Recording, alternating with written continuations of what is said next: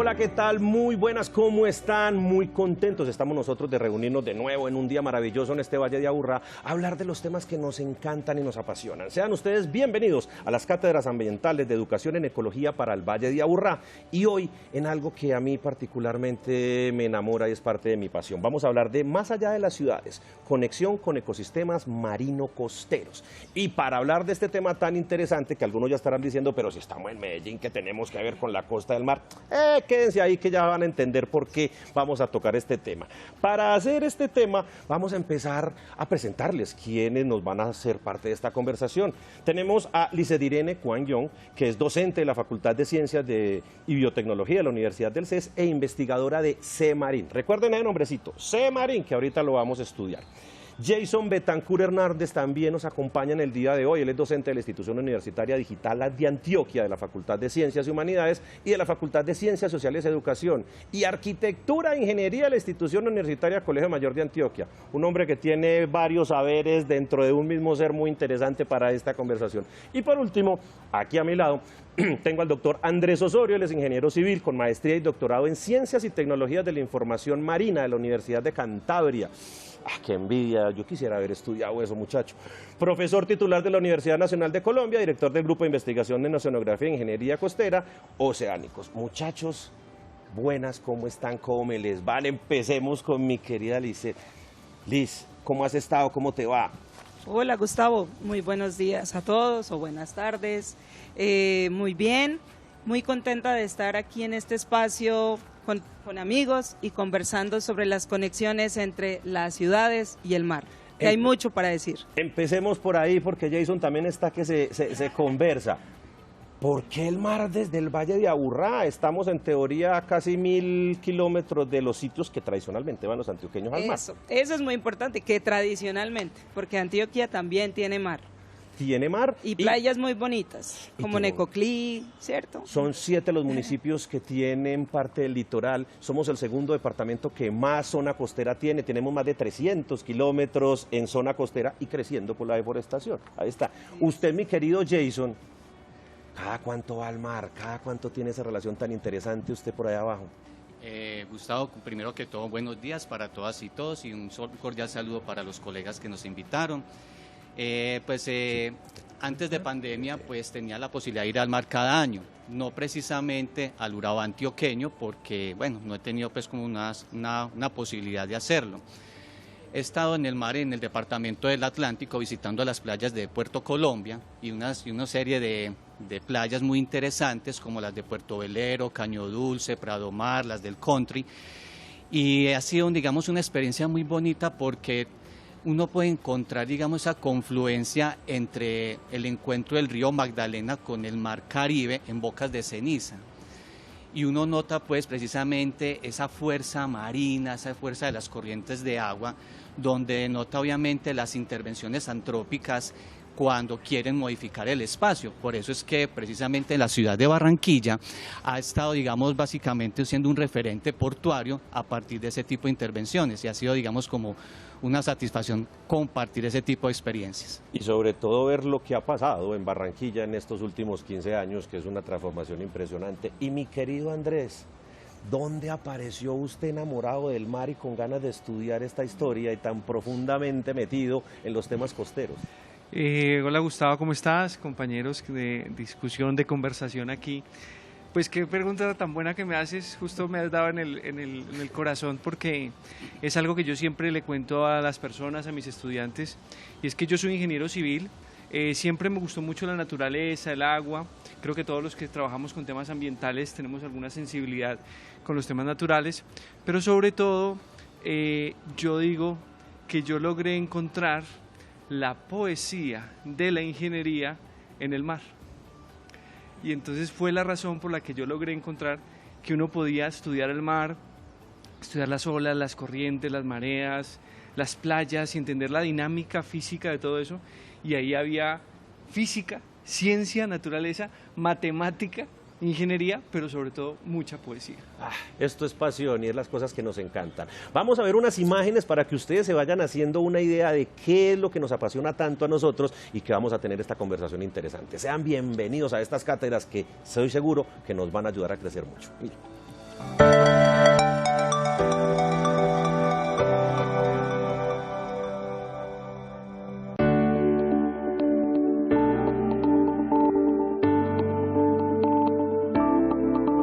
Bueno, pues el río Medellín es un río típico de montañas que tiene ciertas características de un río andino y que cuando llegaba al valle de Aburrá pues tomaba características de un río de valle, que es diferente al que hay antes de llegar al valle. Entonces es un río de planicie que interactúa con humedales que se forman en las planicies alrededor del río, y en ese lugar tiene características diferentes que en el otro sitio y le confiere también una complejidad mayor. En el momento en el que se construye una ciudad, pues paulatinamente va creciendo la urbanización que va transformando el río de diferentes formas y juntos van coevolucionando en un paisaje urbano en el que interactúan y van creando nuevos hábitats. Es simplemente la existencia de los humanos interactuando con un ecosistema y ambos se transforman en esa interacción.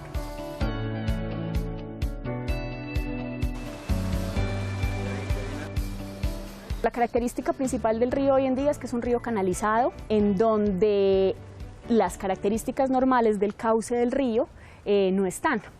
Entonces eso tiene implicaciones en muchos aspectos de la composición de la comunidad que normalmente vive en el río, la comunidad biótica.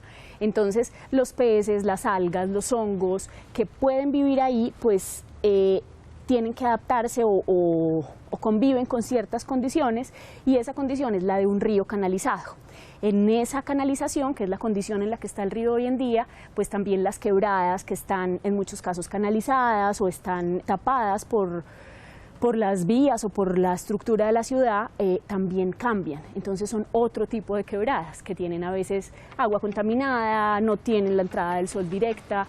Es un río contemporáneo. Seguirá ese proceso de cambio, ¿cierto? Esa idea de que la naturaleza debe ser prístina y diferente o conservada mientras los humanos estamos aquí es un poco ilusa. Mientras los humanos sigamos estando aquí en la proporción en la que estamos y con las presiones que ejercemos, la naturaleza seguirá cambiando en la tasa de presión que sigamos aumentando, y tanto los ecosistemas como nosotros seguiremos una trayectoria de cambio determinada por esa presión. El río seguirá cambiando y es la ciudad y las políticas y las acciones ciudadanas las que determinarán cuál es el rumbo que tomará el río de ahora en adelante.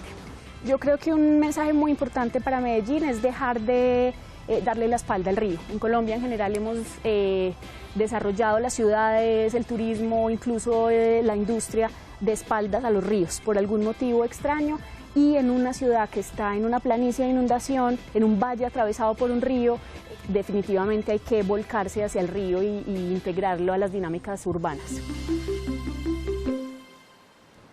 Y sí, hay que volcarnos al agua, hay que volcarnos al río, hay que volcarnos a lo que nos rodea del entorno que tenemos, pero sobre todo empezar a cambiar un montón de esas costumbres que décadas atrás nos han generado relaciones muy poco sanas con nuestro entorno, con nuestras quebradas, nuestros ríos y posteriormente con nuestro mar. Bienvenidos entonces a esta cátedra ambiental, Educación en Ecología para el Valle de Aburrá. Nosotros lo que queremos es que ustedes y nosotros tengamos estas conversaciones sobre el entorno y cómo podemos crecer todos juntos para unos futuros mucho mejores del Valle de Aburrá, no solo de la ciudad de Medellín. Y hoy, ya que estamos hablando de esas conexiones, de esos ecosistemas marino-costeros, vamos a empezar con algo simple y empecemos ya por el profe Jason por allá, que está más preparado que un cumis para esta historia. Mi querido amigo, ¿cómo se conectan las ciudades con el agua y específicamente con los océanos? ¿Qué relación tenemos directa desde la ciudad con los océanos? Pues bien, mira, si nos ponemos a contextualizar la parte geográfica en donde está ubicado el Valle del Aburrá, el río Medellín hace parte de la cuenca hidrográfica del río Cauca, empezando su nacimiento en el Alto de San Miguel, a 2.700 metros sobre el nivel del mar, y desemboca en Puente Gavino, en el Río Grande. Y el Río Grande también hace parte de la cuenca del río Cauca, y vos sabés que el río Cauca tributa con el río Magdalena. y el río Magdalena tributa precisamente con el Mar Caribe. Entonces, precisamente la importancia radica es que a pesar de que estamos en un determinismo geográfico por las montañas que no nos permiten tener una conexión hacia el mar, los ríos precisamente nos hacen ese enlace hacia ese territorio y esto precisamente nos obliga como ciudadanías y en el marco jurídico también tener, digamos, la importancia de proteger esos espacios de agua. ¿Por qué? Porque si nosotros producimos niveles de contaminación supremamente complejos en la ciudad, obviamente eso desencadena en la salida del mar. O sea que en el hecho de que vivamos en estribaciones muy altas de acá de la cordillera central, no nos exime de la responsabilidad que debemos tener en el cuidado con el medio ambiente y sobre todo con las costas marinas. Y además, precisamente, esto nos va generando un vínculo porque no es generar indiferencia, sino que estos cuerpos de agua generan enlaces de conexiones culturales y naturales para la protección del medio ambiente. Incluso esas riquezas de agua fueron lo que le dieron como los destinos de los usos a la ciudad. Recuerden que al principio esto empezó a colonizarse alrededor de la quebrada Santa Elena y empezaron a crecer ahí hasta que se les volvió un problema y decidieron más bien taparla y después siguieron con otros tramos. Pero el uso de tanta agua le dijo a la gente de principios del siglo 1900 que teníamos una inclinación industrial, que era un aprovechamiento de un recurso. Ese aprovechamiento del recurso, ya hemos visto que, no sé ustedes si les ha pasado en los viajes que han hecho, yo no conozco otra ciudad del mundo en la que yo abra una canilla y tome agua potable y que vea a la gente lavando el carro con agua potable. Yo no conozco en ninguna otra parte del mundo eso. Eso sucedía aquí por el recurso hídrico que tenemos tan impresionante. Pero es tan impresionante y lo hemos visto siempre ahí que lo hemos despreciado en mucha forma. Yo tengo recuerdos, por ejemplo, de infancia que cualquier cosa que había en la casa, por ejemplo, la penca sábila que se ponía detrás de la casa, se secó, vaya, tírela al río para que vaya al mar. Esa era como el coeficiente, como el pensamiento del siglo pasado de vaya todo, tira la quebrada. Por eso vemos toda esa cantidad de basuras y de cosas que tenemos. Nuestra relación con el agua ha cambiado mucho, estamos viendo que es un problema y tenemos un problema complejo. Ese crecimiento, esa relación con el agua que tenemos en el entorno nosotros, ¿ha ido mejorando? ¿Se ha vuelto un problema? ¿O cómo vamos a ir tratando esa historia en la ciudad de la área metropolitana? ¿Cómo has visto tú, Liz? Bueno, hay que empezar diciendo, yo percibo que cada vez hay más gente consciente de los problemas ambientales. Sin embargo, nos falta pensar en cómo aportar. Hay datos que indican que en el Valle de Aburrá se generan más de 3.100 toneladas de basura y finalmente al día, y finalmente la basura mal gestionada, ¿cierto?, termina en los cuerpos de agua, en las quebradas y los ríos, y como nos contaba Jason, las quebradas van a los ríos y los ríos tarde o temprano llegan al mar. Entonces es súper importante pensar en cómo gestionar esa basura, qué hacer desde casa, y cuando pensamos en esa relación entre las ciudades y el mar, en este caso entre las montañas y el mar, no solo tenemos que pensar en cómo los ríos llegan al mar, sino también como recordar que los océanos cubren la mayor parte del planeta y que regulan el clima incluso en las montañas. Entonces uno siempre piensa, está muchas horas el mar, ¿cierto? Pero realmente nuestra relación es mucho más cercana de la que creemos, porque el día, cómo está el día, cómo pinta el día, tiene que ver con cosas que se están sucediendo en los océanos. Y todas esas corrientes, todo ese movimiento que hay en el mar, finalmente determina los climas, pero también tiene que ver con dónde se acumula la basura que generamos en la montaña. Entonces es muy importante, a mí me parece un punto muy relevante pensar en qué hacer desde casa. Cada vez somos más, tenemos más conciencia, pero al ir creciendo las poblaciones, entonces la cantidad de basura que generamos por personas, es decir, en suma, estamos generando más basura que llega al mar. Entonces es muy importante como pensar en ese punto y ir conversando de qué hacer desde casa, qué hacer desde el trabajo, qué hacer desde todos los lugares en que nos movemos, cuando vamos de vacaciones al mar, a los que nos encanta el mar y vivimos lejos. Entonces, cada que vamos al mar, ¿cómo aportamos? ¿Cómo podemos aportar un granito de arena? Incluso me sumo a lo que dices y es como la invitación a que cada uno sea consciente de lo que usa y de lo que consume. No porque lo vayan a regañar o porque le vayan a dar un premio por sus actuaciones, sino porque es una responsabilidad con tu propia madre, con el entorno, con la naturaleza, con lo que hay que hacer.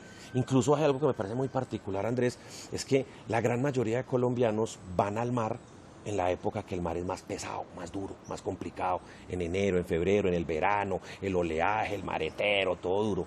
Si alguno de ustedes se tomara el tiempo de, por ejemplo, ir hoy día al mar, está completamente diferente. El mar está, por ese cambio de corrientes, por ese cambio de estaciones, completamente distinto, quietecito, baja el sedimento y se pone como hasta cristalino. Nosotros tenemos una relación muy extraña con el mar, sobre todo los antioqueños.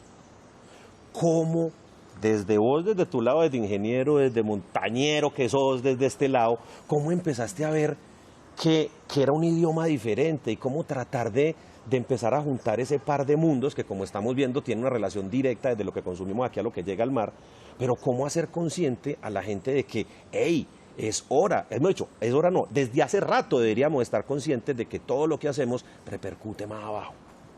Sí, Gustavo, yo quisiera complementar a lo que dice la profesora Lisset con un tema de la relación que tenemos y también lo que decía Jason de la relación que tenemos en las ciudades con el mar, con un tema que tú acabas de comentar de en qué época vamos al mar, ¿cierto? Pues los que tienen la posibilidad de ir al mar.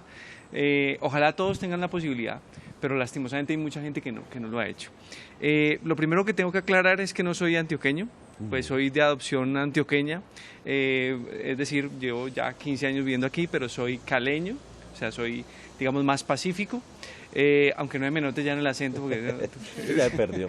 Pero lo que sí es que eso me hace pensar que la costa, y tú lo sabes, la costa pacífica es muy distinta a la costa caribe y a las costas insulares. Colombia tiene 3 climas, podríamos decirlo, o hay microclimas incluso. Urabá no es lo mismo que la Guajira, pero podríamos decir que tenemos 3 tipos de costa: la costa caribe, la costa pacífica y las zonas insulares. Entonces, y están reguladas por los fenómenos climáticos, que es decir, hay un fenómeno climático que se llama la zona de convergencia intertropical, que hace que en el año, ¿cierto?, depende de la época del año, ese cinturón sea más arriba o más abajo, digamos climáticamente, entonces tengamos más lluvia o menos lluvia, lo que llamamos la época seca o la época húmeda.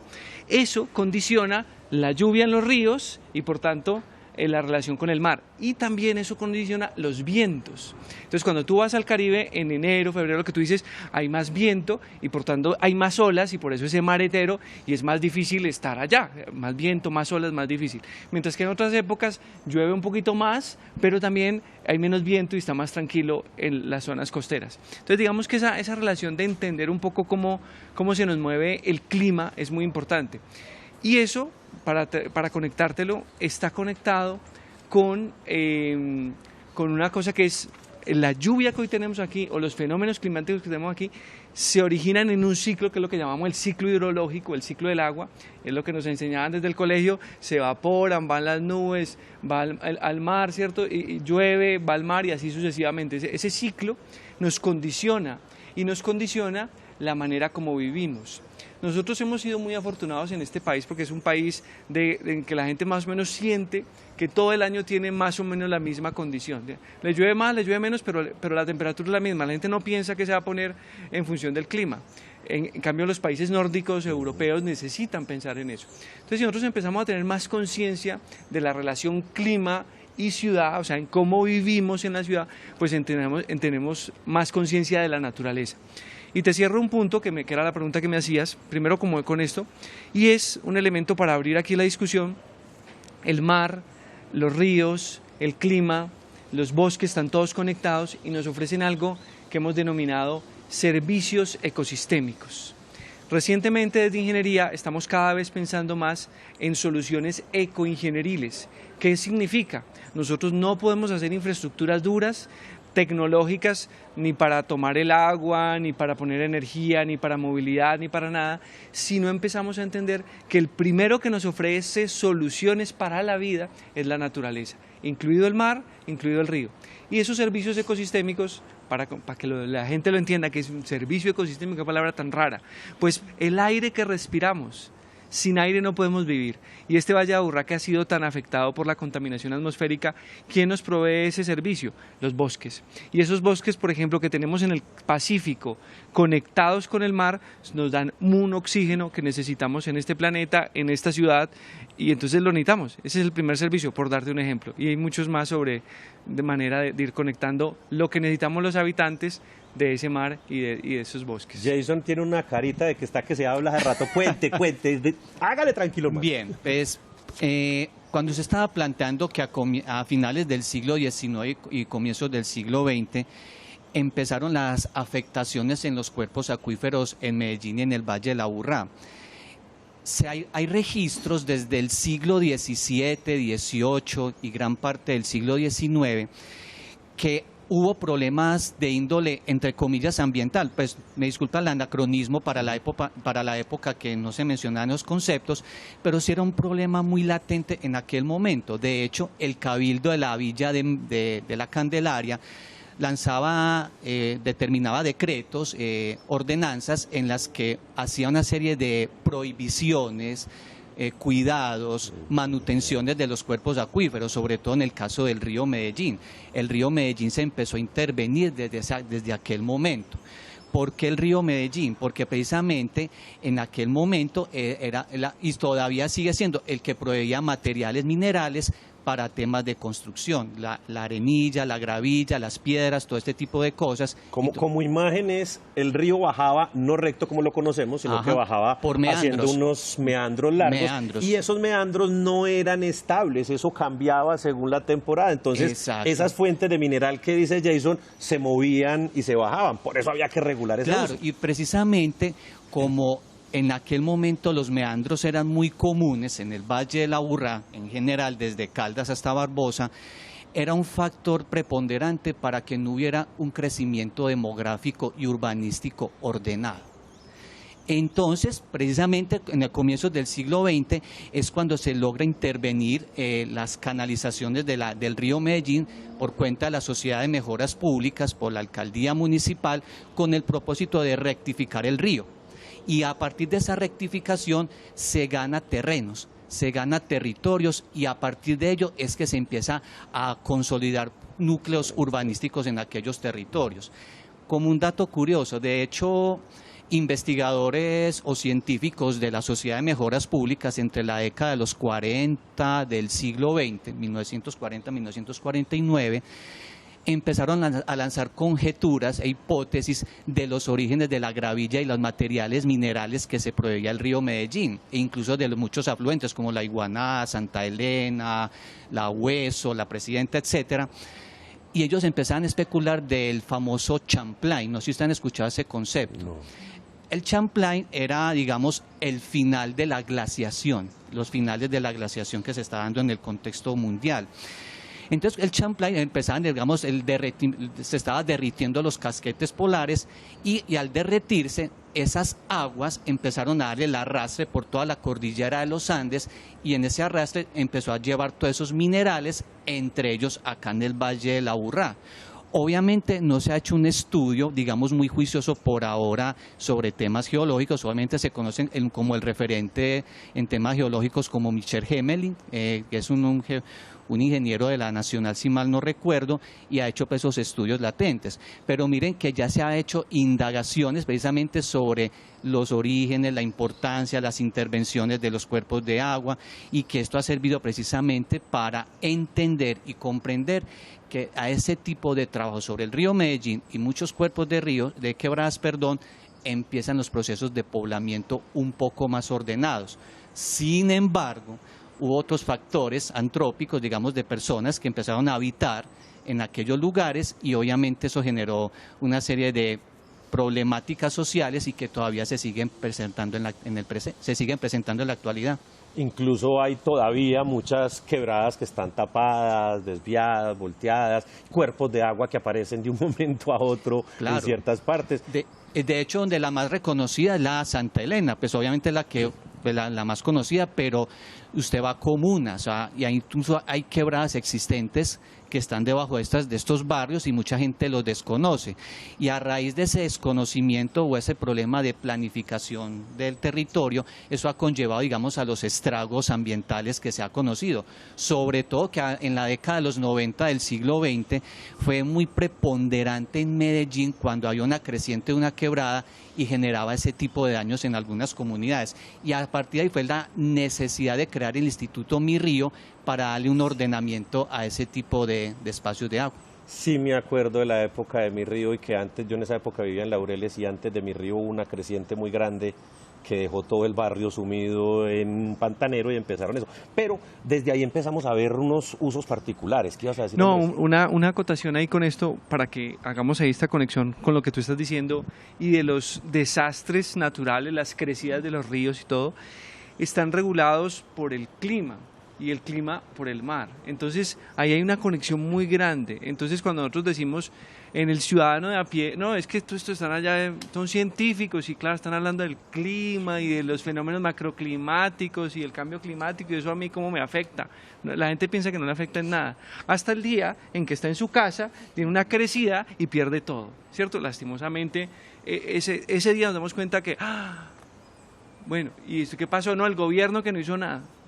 El gobierno que no hizo nada, pero no es el gobierno, somos nosotros los mismos habitantes que vamos como seres humanos ocupando territorios que antes le pertenecían a la naturaleza y que a su vez, pues cada vez con las presiones climáticas están cambiando. Cambio climático, en los mares se conoce como el ascenso del nivel del mar, pero están cambiando las olas, pero están cambiando los regímenes de viento y los regímenes de lluvia que nos afectan acá. Entonces yo quería como hacer esa conexión. Claro, y precisamente, me excusan, la ciudadanía se ha vuelto tan rusoniana en términos muy políticos, en que cuando la gente escoge un gobernante dicen, te escojo, pero usted encárguese de las responsabilidades que corresponden. Para eso yo me desligo de todo nivel de esos niveles de responsabilidad y claro, obviamente llegan los enjuiciamientos, empiezan los señalamientos, la falta de responsabilidad y no asimilan una responsabilidad social y mucho menos ambiental frente a lo que está aconteciendo. Liz, ibas a decir. Sí, es que pensando en lo que estaban diciendo Andrés y Jason, ¿cierto? En esas, ¿qué podemos hacer? Entonces aquí nos cae el 20 a todos, que una de las primeras cosas que debemos hacer es conocer la historia, conocer nuestros cuerpos de agua, tratar de entender cómo es de determinante el clima en cómo vivimos, cómo podemos seguir habitando el territorio. Entonces creo que eso es muy, muy, muy relevante, conocer. Y ahí todos tenemos una tarea bien importante. Los que somos profes o los que tenemos determinada profesión, en cómo contamos las cosas, cómo enteramos a la gente y a su vez cómo yo también conozco parte de esa historia. Yo tampoco soy de Antioquia, pero pensaba en que parte de los datos que daba Jason no los conocía. Esto parte de esos datos históricos que finalmente ya nos van diciendo, esto no es nuevo, hemos tenido esta forma de relacionarnos con el territorio desde hace mucho, pero hay cosas que dejamos en el baúl y que nos hubieran servido muy bien, traerlas a la mesa para recordarlas y decir, bueno, esas son lecciones, deberían ser lecciones aprendidas. ¿De dónde eres tú, Liz? Aquí como chisme ahí. Yo soy de México, vivo hace 14 años en Colombia, soy costeña y a mí me pasó un poquito al revés, yo he aprendido a entender mejor las montañas y cada vez mejor la relación con el mar. Estoy aprendiendo, creo que nunca voy a terminar de aprender, pero así ha sido muy interesante. En ese intercambio, una de esas historias de las quebradas que mencionaba Jason, la iguana. Tuve una relación particular con la iguana y me parecía muy extraño porque cuando estaba pequeñito yo lo que escuchaba de la iguana es que la iguanaje creció y se llevó un montón de gente. Siempre, era la única información que yo veía, los damnificados de la creciente de iguana de esta temporada. Tiempo después tuve la fortuna de, entre mis viajes y aventuras, subir hasta las los nacimientos de la quebrada La Iguaná, y para mí fue muy impresionante ver que los primeros casi 1000 metros que tiene la quebrada es una fuente hermosa que sirve de acueducto para más de 400 familias, tiene un aprovechamiento precioso, pero 400, 500 metros más abajo ya no servía para nada. Y ese aprovechamiento de minerales, escombros, todo, transformó esa zona de la ciudad y literalmente la habitación y la gente, el uso que ha hecho de ese espacio ha sido marcado por las catástrofes de La Iguaná. Profe, eso ha sido complicado. Ahora, ¿cómo se está trabajando esa relación? Mire que incluso se construyó la Ciudadela Nuevo Occidente, que recoge dentro de muchos personajes damnificados del invierno. O sea, lo que estamos haciendo con la quebrada no es darle solución a la quebrada, sino darle solución a los problemas que genera la quebrada. ¿Cómo cambiamos eso? Pues hombre, primero, tener una apropiación del territorio. Porque si no tenemos apropiación del territorio, no va a haber, digamos, un nivel de sentido de pertenencia. Como vos decís, solamente buscamos es una solución al problema y no ver como una bondad o una posibilidad que ese cuerpo de agua nos genere más beneficios que perjuicios. Es un tema de educación y de cultura, porque precisamente muchas personas desconocían que la quebrada La Iguaná, aparte que tiene digamos unas características de ser una fuente de agua que genera unas borrascas muy fuertes, generaba inundaciones en la parte occidental de Medellín. De hecho, se conocía en aquel momento como la otra banda, y cuando se hacían esas inundaciones en este sector, lo que es actualmente Carlos R. Restrepo, el barrio Carlos R. Restrepo, Colombia, Belén, La América, etcétera, etcétera, generaba inundaciones. Y mucha gente no sabía que gracias a esas inundaciones, las personas de aquel momento las aprovechaban para hacer cultivos. O sea, era tan fértil la tierra que generaban cultivos de pan coger o de la caña brava para la construcción de viviendas. Entonces, precisamente, miraban a esas personas de aquel momento como la posibilidad de aprovechar aquellos entornos. Y mire que lo supieron aprovechar hasta que empezó el ordenamiento territorial. Lo mismo que pasó con la Santa Elena, pero a diferencia de ella, esta no fue cubierta, fue canalizada. Y esto obviamente determinó la construcción de los barrios que conocemos actualmente. Entonces, no desconocemos precisamente cuáles son las bondades que esto nos puedan generar o los beneficios, porque a fin de cuentas la importancia que se tuvo en muchos habitantes de Medellín era tener un espacio y un territorio para ser habitado. Entonces, obviamente la mejor manera era intervenir los cuerpos de agua.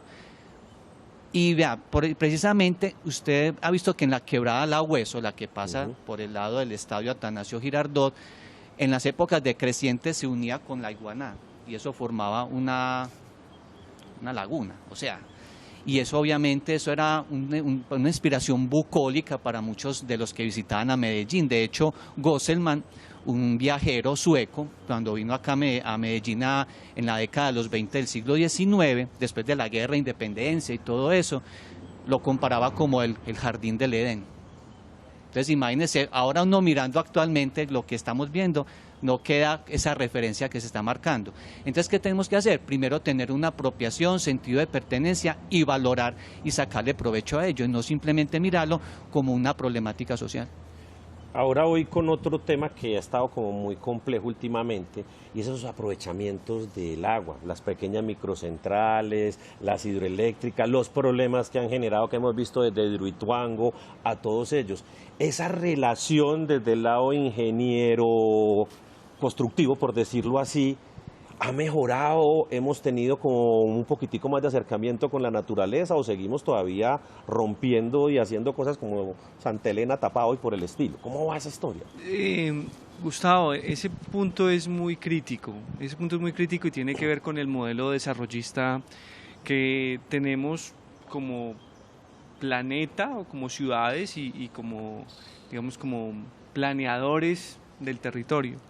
Y entonces hemos identificado que hay unas necesidades básicamente de acceso al agua, a la energía y a unos servicios básicos que requieren las ciudades para toda esta gente que vivimos aquí. Entonces empezamos a pensar que la manera es una gran central hidroeléctrica, un gran embalse, pero ese modelo que en Colombia todavía no ha hecho todo el clic completo, en el mundo está cambiando. Y en muchas ciudades, en muchos países ya lo han migrado. El primer cambio es cambiar el paradigma de las grandes infraestructuras a un modelo más local. ¿Por qué más local?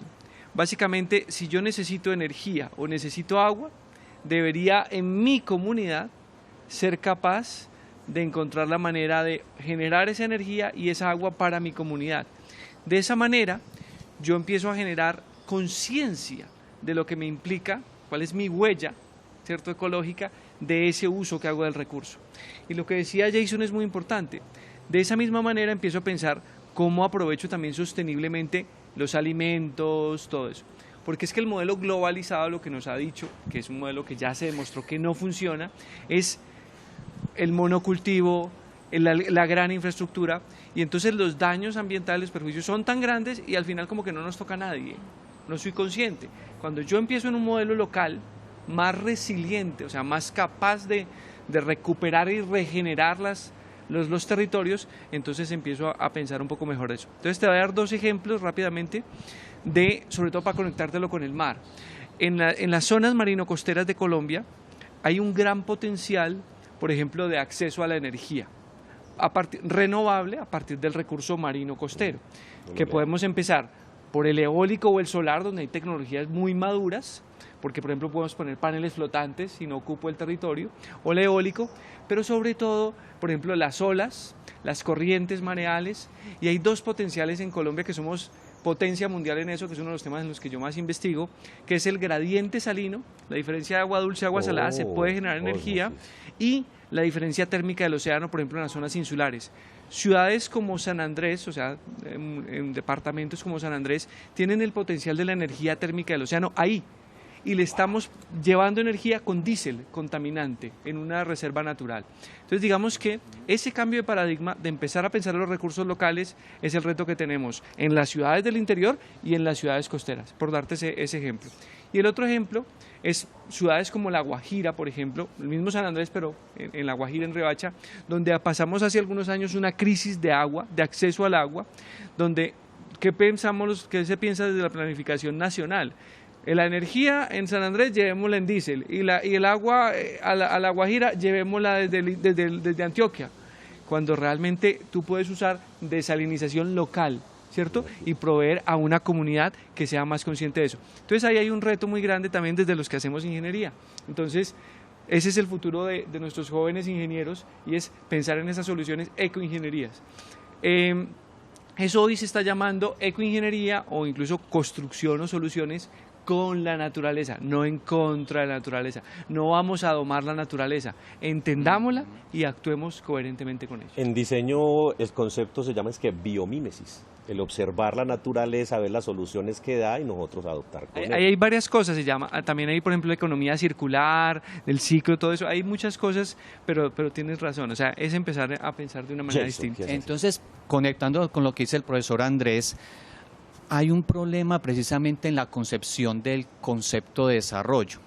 Desde que se firmó el Tratado de Yalta, ya en la década de los 40, finalizada la Segunda Guerra Mundial, hubo dos actores en el contexto internacional, Estados Unidos y la Unión Soviética, que eran los denominadores pues, del modelo de desarrollo, los que, bueno, capitalismo, comunismo, no vamos a entrar en detalle en estos momentos. Lo que sí yo quiero resaltar es que esos modelos de desarrollo digamos, realizados por los países europeos y sobre todo por Estados Unidos, sirvió de base para los países en vías de desarrollo, o como se conocían en aquel momento como los países del tercer mundo, para, digamos, ajustarse a ese modelo de desarrollo que ellos estaban imponiendo. Claro, entonces, el país, en el caso concreto Colombia, aprendía, digamos, técnicas ingenieriles, técnicas arquitectónicas, a partir de la realidad estadounidense o la realidad europea. Muy bien, porque adquieren conocimiento los ingenieros, los arquitectos, etcétera. El problema radica es que cuando se implementan esos modelos de desarrollo en cuestiones de ingeniería, choca con las comunidades, porque no se ajustan a su propia realidad. Y esto, digamos, para el caso de Medellín ha sido, digamos, un problema latente, porque cuando se hacen ese tipo de obras de infraestructura, muchas comunidades o no se ajustan a ese tipo de realidades, o en el peor de los casos se resignan, digamos, entre comillas, se resignan a aceptar ese tipo de situaciones. De hecho, me hace recordar un libro de Fernando González, Los Negroides, y él hace una crítica muy bonita porque él dice que Colombia es una copia de los países europeos en cuestiones de obras de infraestructura, en viviendas, en casas, y que admira países como, si mal no recuerdo, creo que era Ecuador, Venezuela y Bolivia, porque estaban, digamos, articulados a su realidad, a su cultura, porque ellos, o sea, las necesidades las hacían desde su propio entorno. Entonces, esos modelos de desarrollo deben estar sujetos a temas de índole local, a las necesidades, no llegar a la pretensión de generar, digamos, innovación, pero en detrimento de las comunidades. Interesante que hablas de Fernando González. Esta semana tenía una discusión con unos, y él, un texto del man, en el año 50 y algo, el man ya se quejaba de cómo estaban transformándole el Valle de Aburrá, porque el hombre todos los días, viviendo en Envigado, iba a misa a San Benito, y él decía que era totalmente impensable e intolerable que se demorara 30 minutos en tranvía a ir a su iglesia. ¿Qué pensaría ese hombre hoy, por Dios, si estuviera viendo esto que estamos? Pero hablando de esos consumos y de esto, hay algo que me carcome a mí mucho y me da muy duro, y es el abuso que hacemos del mar y de sus productos, hablando de la pesca. Para mí es muy triste datos que me dicen que comer pescado en Colombia ya no es tan bueno a la salud porque tanta explotación minera ha llevado a unas contaminaciones y que nuestros peces naturales ya tienen unos contenidos de mercurio altos, todo eso. En ese lado, en la pesca agresiva, en esa deforestación que hemos tenido por los camaroneros en el mar y en todo eso, ¿cómo ven ese futuro desde cada uno de estos diferentes aspectos? ¿Cómo ven esa relación que tenemos con el mar? Nosotros, que tenemos una relación extraña particular, yo particularmente me doy cuenta que son los extranjeros los que más explotan nuestros recursos en el mar y nosotros no nos damos cuenta. ¿Cómo vamos a arreglar esa historia? ¿Cómo vamos a equilibrar esa vuelta, Andrés? Yo le voy a dar la palabra a Lisette, que es la bióloga aquí del grupo, para que nos ponga un poquito en el contexto de lo que es la pesca. Y yo luego puedo hablar un poquito también de las prácticas tecnológicas de la pesca y de la relación que tenemos desde acá, desde las ciudades, con eso. Pero yo creo que es muy bien que Lisette nos ponga el contexto de... Gracias Andrés. Bueno, hay muchas cosas para decir. Los recursos pesqueros que se consumen en general son bien poquitos y ese ya es un primer problema. Incluso lo hablaba en estos días con unos amigos, es como qué peces o qué mariscos, que es una palabra que se usa, consumes. Y si pensamos en qué mariscos, particularmente peces, le gusta a la gente, son poquitos. Y yo siempre digo que ese es un primer problema, que haya tanta gente queriendo unos recursos bien específicos, ¿cierto? Unos poquitos recursos, unas poquitas especies, las que conocemos, las que son famosas, ya es un primer problema. También me parece muy importante decir que en Colombia hay diferentes tipos de prácticas y hoy, a partir de la investigación de muchas iniciativas, hay muchas comunidades pesqueras que están haciendo prácticas sostenibles, que lo están haciendo bien. Entonces me parece bien importante porque también escucho mucho eso, hay que dejar de comer pez, hay que dejar de comer pescado porque puede estar contaminado por una parte, pero también porque hemos sobreexplotado el recurso. Entonces lo primero es saber que hay partes de Colombia, hay comunidades de pescadores que lo están haciendo muy bien, que tienen un respaldo, digamos así, incluso desde la academia, donde les dicen, vea, de esta manera no la sobreexplotamos, estos recursos dejémoslos descansar unos meses o unos años para que se recuperen. Entonces se puede hacer, se puede consumir, porque si todos pensamos en que vamos a dejar de consumir recursos pesqueros, porque entonces en algún lugar escuchamos que estamos haciendo mal, realmente afectamos a esas comunidades cuyo sustento es esa actividad pesquera. Entonces lo que hay que hacer es tomar conciencia de qué consumimos, cómo se obtiene eso que consumimos, cómo se obtiene ese recurso, por qué mecanismos, quiénes, para hacerlo de la mejor manera posible. Entonces eso es importante, saber más sobre los recursos que tenemos, cuáles no debemos seguir consumiendo. Yo recuerdo que, pues incluso siendo bióloga, hace unos años me dieron una información que me sorprendió. Un pez que la gente conoce mucho, que consume, es el pargo, ¿cierto? Entonces dice, pargo, costa, pargo, qué rico. Entonces una amiga que trabaja con recursos pesqueros me decía que tradicionalmente vamos a un restaurante y nos dan un pez en un platero, le dicen, ¿cierto? Un pargo en un plato ovalado que cabe muy bien.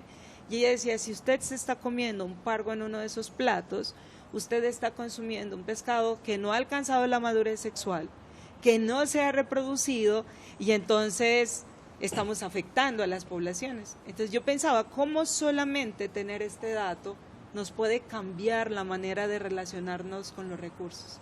Entonces ahora sí, cuando voy a un restaurante y pienso qué rico un pargo, pienso, si cabe en un plato, no lo debería comprar, debo dejar de consumir. Y tal vez no lo saben los del restaurante, muy probablemente muchos pescadores no lo sabían y la mayoría de la gente no lo sabíamos. Entonces solamente tener acceso a esa información puede cambiar la manera en que nos relacionamos. Entonces es importante conocer los recursos, generar desde la Academia información que llegue a la gente de manera muy sencilla, muy directa, explicarles por qué no, pero no el por qué no, que me parece muy importante. No puedes pescar, no puedes pescar esto en esta época, mejor esto, mejor con esta técnica, mejor con esta arte de pesca. Entonces eso me parece importante. Cuando le decimos a la gente, cuando le prohibimos, y además ni siquiera entienden por qué les prohibimos, la reacción no es la mejor, no es la mejor para todos, ni para la naturaleza. Incluso le sumo un datico al pargo, es que no hay granjas de pargo, nadie siembra pargo, y las vetas de pargo, como lo llaman, me tocó viviendo en la época en Capurganá, cada vez están más lejos, cada vez son más difíciles llegar. Antes se pescaban en la playa, ahora toca hacer travesías de 2 y 3 días para llegar a esos puntos. Complicado. Y en ese mismo orden de ideas, que no conocemos qué hay debajo del mar, desde hace una buena cantidad de años tenemos unas invasiones de especies como el pez león que nos han afectado muchísimo. El pez león se come, funciona, en ceviche queda delicioso. El problema es que la gente no se mete debajo del mar, no conoce, si no lo conoce no se enamora, si no se enamora no lo cuida y es muy difícil. Esas relaciones, ¿cómo las seguimos manejando, mi querido Jason? O sea, ¿cómo hacemos lo que nos está diciendo la profe? ¿Cómo estamos dándole esa información a toda la gente? Pues hombre, es tema de educación. Y le voy a contar una experiencia, una anécdota que me pasó hace poco en una de las clases con unos estudiantes del Colegio Mayor. Yo iba a clase de formación democrática y tocamos el tema de los límites de Colombia, entre ellos los límites marítimos. Y en los límites marítimos no se imaginaban ellos que nosotros llegamos hasta Jamaica, Haití, Honduras, Nicaragua. Lo único que sabían era que habíamos perdido el mar territorial con Nicaragua en el 2002, lo único. Y también no sabían que en esa zona económica exclusiva, no recuerdo cómo es que se llama así, está la Reserva Natural de Seaflower, es digamos, de la segunda más grande especie que hay en Australia. Entonces es un tema de educación, porque si no conocemos precisamente los límites territoriales, mucho menos vamos a conocer los límites del mar y mucho menos lo que contiene dentro de ella. Partir desde la educación. Y algo muy curioso que me pasó una vez en el Atlántico, en Puerto Colombia, en un paseo familiar. Resulta que yo pedí mojarra. Y supuse, pues desde mi desconocimiento, que la mojarra la sacaron de ahí mismo, del mar, etcétera. Cuando uno de los vendedores decía que eso lo traen desde el Huila. Y yo, ¿qué? O sea, zona que se supone que hay gran diversidad de peces y la traen desde el departamento del Huila para ser consumida allá. Y como vos decís, de hecho hay un problema de sobreexplotación, de pronto no hay un cuidado con los alevinos, porque muchas veces cuando hay este tema de pesca, los alevinos son los más perjudicados frente a ellos. De hecho, hay un ejercicio muy bonito que está haciendo actualmente el departamento del Valle del Cauca, que está haciendo un proyecto no solamente de reforestación, sino también de conservación y preservación de los peces, de sus alevinos, para que empiecen a crecer esa población correspondiente. Entonces es un tema de educación. Bueno, para cerrar en el poco tiempo que nos queda, Gustavo, la educación, como tú lo acabas de decir, y en ese sentido también para darle un poco de créditos al centro que anunciaste al inicio, al CEMARIN. Actualmente yo soy director del Centro de Excelencia en Ciencias del Mar. CEMARIN es un centro colombo-alemán, con Lisette también es investigadora del centro. Está integrado por varias universidades del país y somos más de 150 investigadores, todos casi con formación doctoral, haciendo ciencia y formando las futuras generaciones. Creo que eso es un tema muy importante y voy a tratar de conectar rápidamente para cerrar 2 ejemplos de cosas que venimos haciendo en alianzas con organizaciones. Por ejemplo, con Conservación Internacional tenemos un programa que se llama EcoGourmet, que apoya a las comunidades costeras para recuperar la pesca artesanal. Y entonces, de esa manera, por ejemplo, habitantes de las ciudades, pues podemos tener acceso al pescado directamente que viene de la pesca artesanal. Una de las empresas, por ejemplo, que se ha unido a eso, se llama Wok, y pues que todos la conocemos, y hay otra cantidad de cadenas de restaurantes muy interesantes haciendo esas buenas prácticas. Nosotros desde el centro hemos hecho, por ejemplo, retos de innovación para, por ejemplo, migrar, que la cadena de pesca, por ejemplo, ya no use el icopor en el almacenamiento. Entonces eso es un ejemplo de las buenas cosas que se pueden ir haciendo, que conectan las prácticas ancestrales, la tecnología, porque es la pesca artesanal, es una tecnología que hay que recuperar, y la conexión acá. Y cierro el otro ejemplo muy interesante también que estamos trabajando también con comunidades pesqueras en un proyecto de cooperación internacional, por ejemplo con Suecia, haciendo que la pesca artesanal tenga, por ejemplo, las embarcaciones con energías renovables. Entonces son 2 ejemplos donde la educación, la tecnología, la innovación, las comunidades y la sociedad, todos nos beneficiamos. Mejor dicho, como está diciendo Andrés, esto que estamos haciendo aquí es parte de la solución. Sentarnos, conversar, compartir conocimientos, buscar soluciones, pero sobre todo conocer nuestro entorno, enamorarnos de él y ayudarnos a cuidarlo. A cada uno de ustedes, perdón, me encantaría quedarnos otro montón de rato hablando, pero en televisión el tiempo es corto. Muchísimas gracias por lo que son, por lo que hacen, por lo que comparten, por lo que nos enseñan, y desde mi lado, gracias por compartir esa pasión que tenemos por el mar, por la naturaleza y porque esta comunidad sea muchísimo mejor. Algo para cerrar, un último dato, cada uno que se quiera terminar de decir, esta es la solución, vamos bien, todavía hay problemas, pero hay esperanza. Yo diría que está muy de moda hablar de economías regenerativas y capital consciente.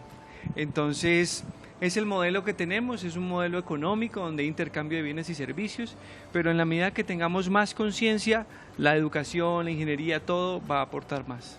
Liz. Yo diría que en una frase, pensar y repensar no es la forma en la que interactuamos con el ambiente. Eso creo que es muy importante. Yo siempre pienso, hablan de reducir, reutilizar, todas esas sirven, pero hay que empezar por repensar. De mi lado yo puedo decir que es sentir empatía por el territorio, por el lugar donde vivimos, y aplicarle, acuñar la frase de History Channel, ¿dónde estamos sentados o parados nosotros? Porque ahí es donde comprendemos que este lugar donde estamos viviendo nos provee muchas bondades naturales. Bueno, ahí les quedan algunas recomendaciones, algo para pensar y sobre todo algo para que sigamos compartiendo. Muchísimas gracias por estar con nosotros, a ustedes, a los que nos están viendo. Queremos seguir creciendo en esta ciudad pensando que el mar y todo lo que hay de aquí a allá es también parte fundamental de nuestra vida. Estas son las cátedras ambientales, educación en ecología para el Valle de Aburrá. Muchísimas gracias por estar con nosotros, nos seguiremos viendo caminando esta ciudad. Gracias, chao.